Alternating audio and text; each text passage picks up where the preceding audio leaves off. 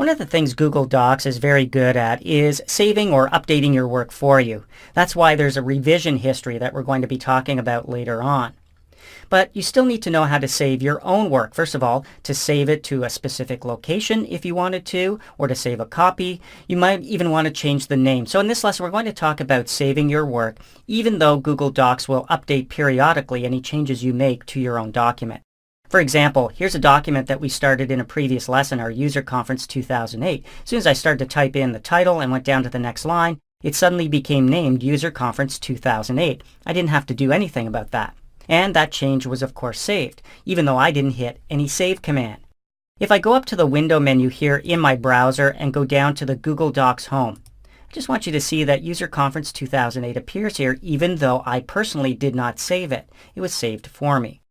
I'm going to go back to the previous window, back up to the window menu and to User Conference 2008, where I continue to work on my document. Now, I'd like you, if you're following along, to go up to the File menu here, down to New, and let's create a new document.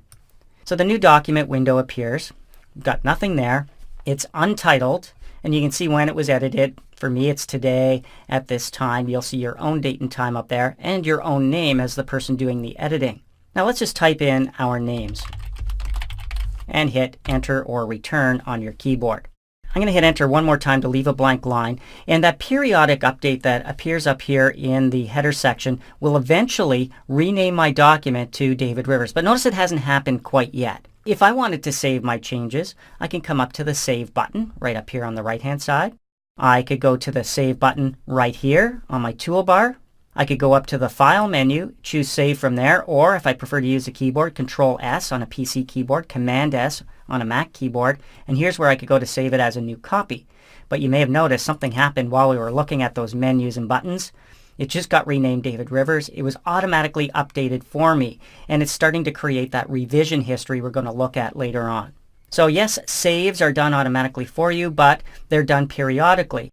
So for example, if I added some additional information here, I'm going to type in my title and hit Enter. And if I was to close this up without saving it, I might lose those changes. So that's where the Save button, Command or Control S on your keyboard, or clicking the Save button here will update those changes. You see saving appear up here in the header section, and you know it's safe to close. You can also save and close on the fly by clicking the Save and Close button.